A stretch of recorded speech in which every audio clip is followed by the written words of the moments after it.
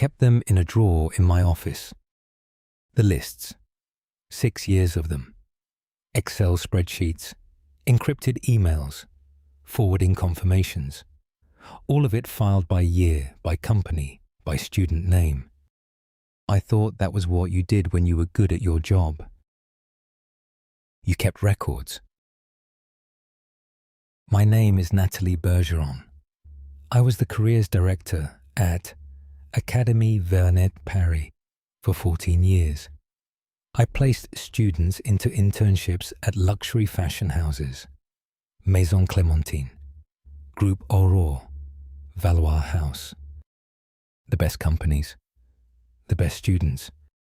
That was the arrangement.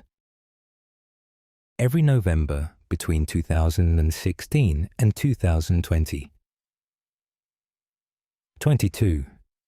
I received an encrypted email from the HR directors at those 3 companies.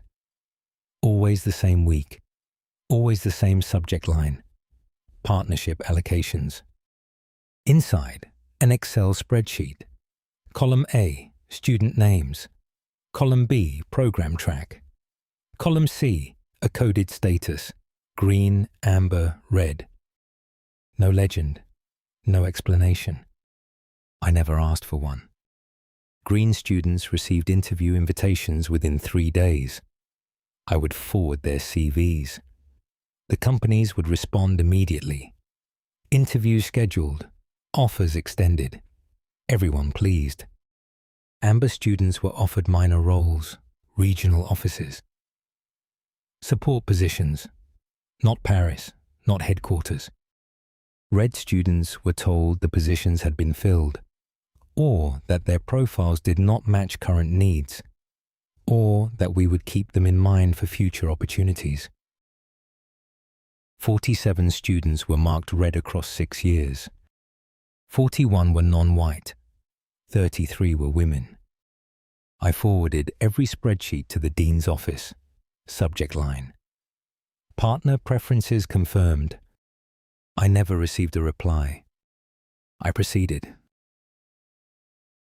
The companies paid Académie Vernet €270,000 between 2016 and 2022. Partnership fees, listed in the annual budget as curriculum development grants. I was never copied on the grant agreements.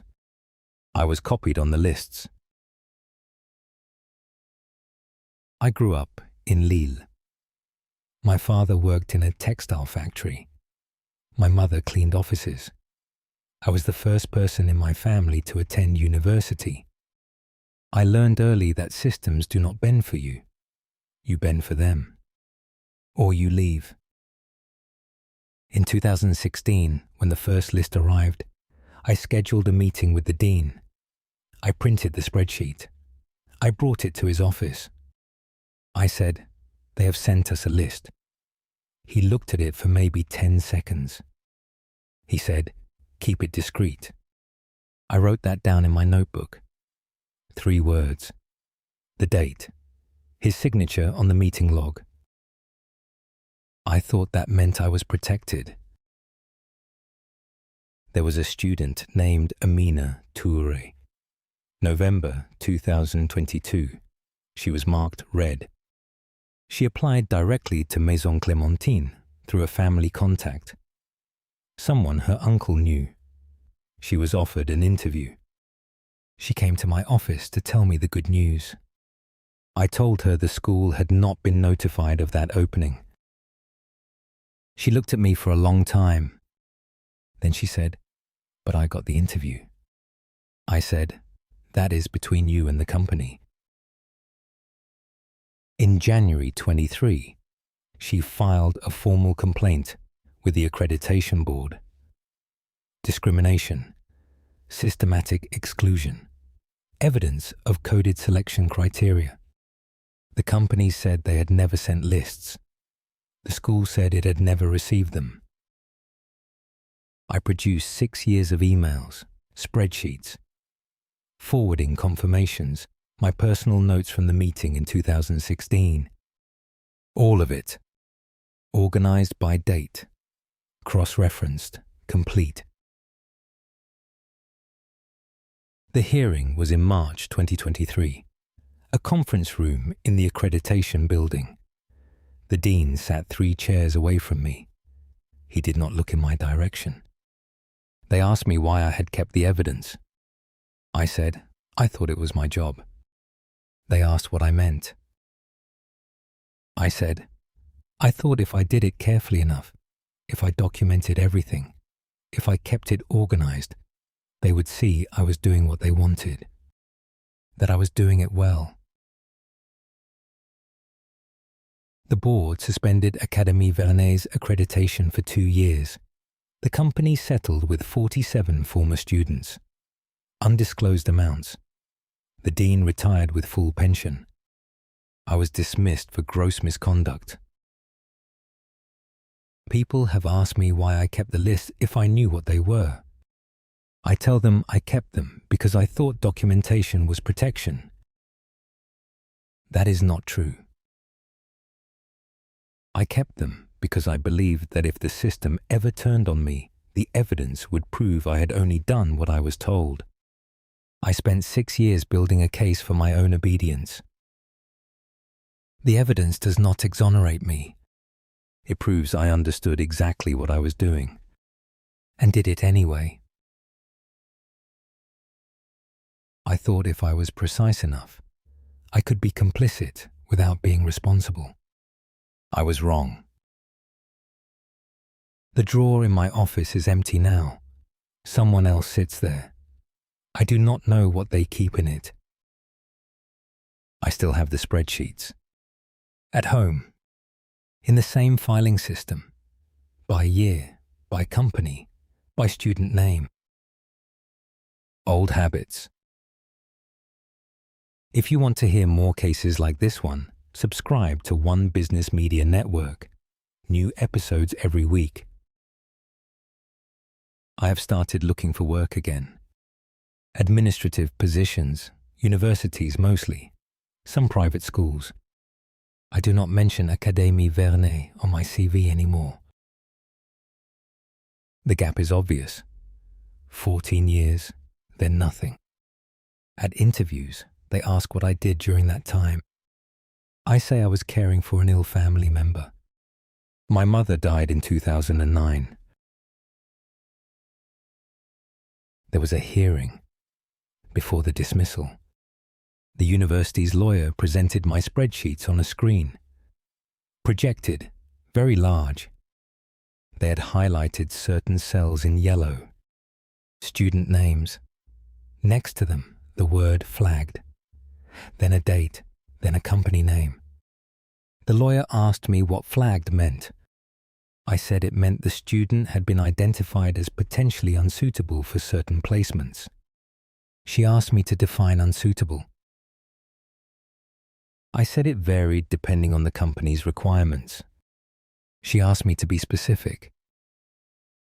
I said some companies preferred students who would fit their existing team culture. She asked what that meant. I did not answer. She read from an email, my email, to a placement coordinator at a consulting firm. Regarding your request for this year's cohort, I have identified 6 candidates who meet your criteria. I have excluded those we discussed last year. The updated list reflects the preferences you outlined. She asked me what preferences those were. I said I could not recall the specific conversation. She showed another email, from the coordinator to me. Thanks, Natalie. As always, appreciate your understanding of our culture. The names you sent last time worked out well. No awkward situations for anyone. Let's continue with the same approach. She asked me what awkward situations meant. I said I did not write that email. I only received it. She asked if I replied to it. I had replied, of course, I will send the new list by end of week. There were 43 emails like that one. Different companies, same language. Your usual discretion appreciated. Students who align with our values. candidates who will integrate smoothly. I had replied to all of them, efficiently, professionally. The lawyer asked if I understood that what I had done was illegal. I said I was following the dean's instructions. She asked if I had those instructions in writing. I did not. She asked if I had ever objected to those instructions. No. She asked if I had ever reported concerns to Human Resources or to the university's ethics board. No. She asked why not. I said I did not think it would change anything. She asked if I thought what I was doing was right. I said I thought it was my job. One of the students testified. Aicha Mansouri applied to 9 different placement programs in her 3rd year, all companies I had relationships with. She had a first-class transcript, internship experience, 2 languages besides French, strong recommendations. She received 9 rejections, all within the same 2-week period. She came to my office, asked if I knew why she kept being rejected. I told her that companies have many applicants and that she should not be discouraged. She asked if there was something wrong with her applications. I said her applications were fine. She asked if I could call the companies and ask for feedback. I said I could not do that. It was not standard procedure. She asked if other students had received placements. I said yes. Some had. She asked which companies. I said I could not share other students' information. She did not leave. She sat in the chair across from my desk and she looked at me. Not angry, just looking. She said, "Madame Bergeron, do you think it is because of my name?" I said that was not something I could speculate about. She said, "But you know these companies. You work with them. Do you think that is why?" I told her that companies make their own decisions and that I could not speak for them. She asked if I had recommended her. I said I forward all qualified applications. She asked again, "Did you recommend me?" I said I treat all students equally. She stood up. She said, "I do not think that is true." And she left. At the hearing, Aisha said that after she left my office, she went to the library and looked up the other students who had received placements that year. She found their names on the Academy's Honours Board, their photos in the student newsletter. She said she noticed something. Every single student who received a placement at the companies she had applied to was white. The lawyer asked her if she had reported this. She said yes, to the dean's office. She was told that companies select candidates based on merit and fit, and that the academy could not interfere with their hiring processes. She asked if anyone had investigated. No one had investigated.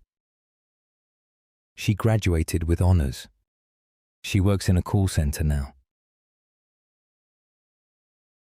After the hearing, I was asked to leave by the side entrance. There were journalists at the front. My lawyer said it was better if I was not photographed.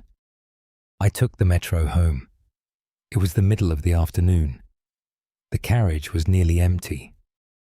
I sat by the window and I looked at my reflection in the dark glass. I looked exactly the same as I had that morning. I do not know what I expected.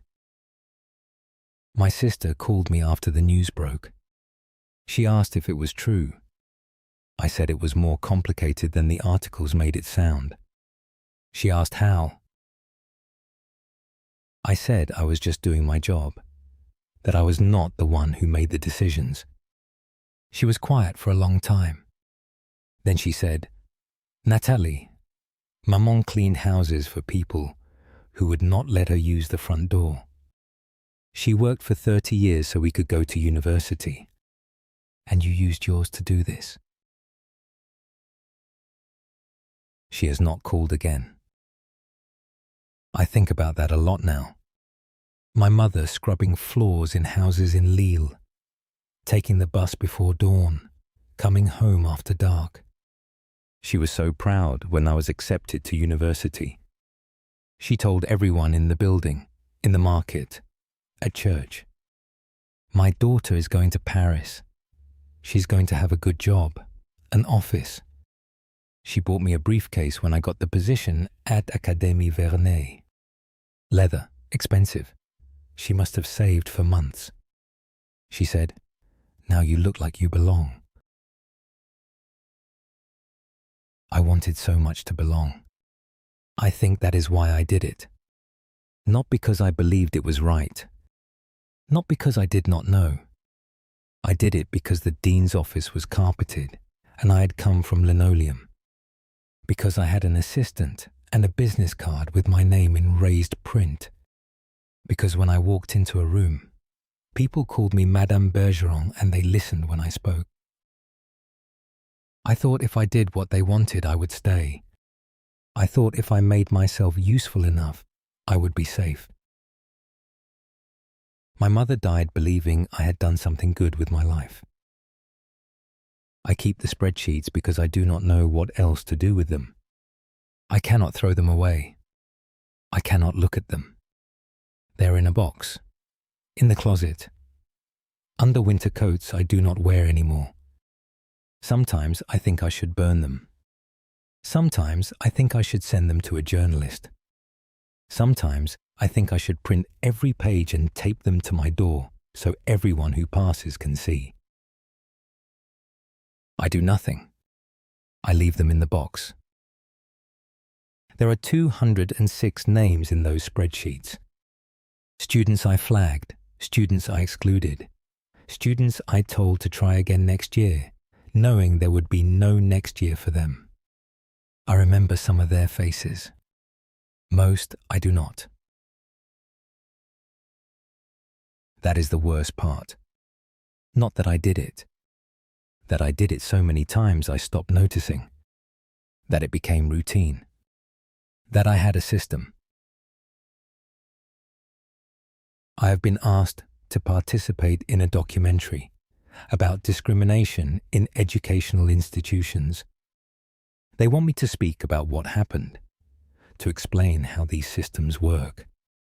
They said it would be an opportunity to take accountability. I have not responded. I do not think I have anything useful to say.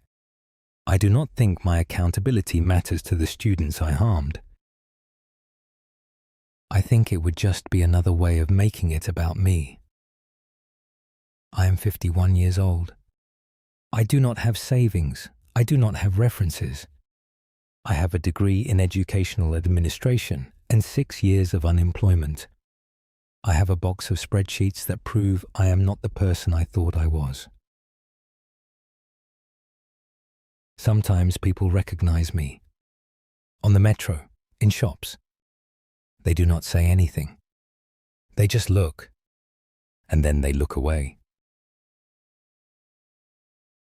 I thought documentation was protection. I thought compliance was survival. I thought precision was the same as integrity.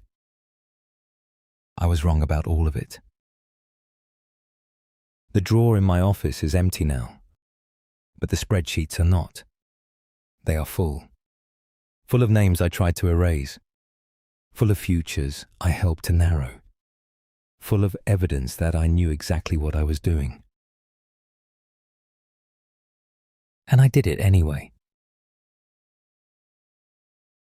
That is the story. That is all of it.